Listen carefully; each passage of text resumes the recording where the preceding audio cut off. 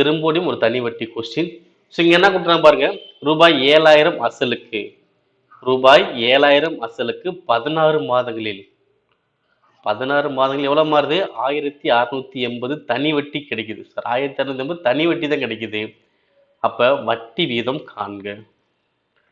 ஓகேவா? ஓகே. 16 மாதம் 16 மாதம் எப்படி எழுதணும்? 16/12 தான் எழுதணும். 16/12 தான் நம்ம எழுதணும். ஓகேவா? ஓகே. இப்ப பாருங்க. SA = PNR/100. இது மைண்ட்ல நல்லா வச்சுக்கோங்க. ஓகே. SA மதிப்பு எனக்கு எவ்வளோ? 1680.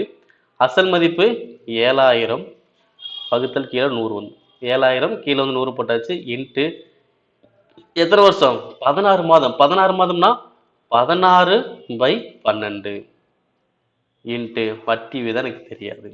ஓகேவா? இப்போ அடிங்க. ஸோ 2 0க்கு 2 0.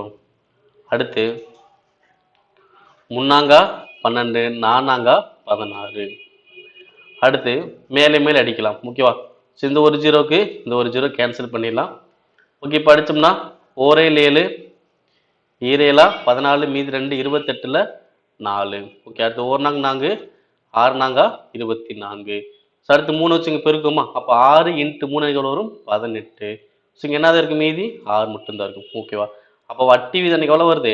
18%. ஸோ அவ்வளோதான்.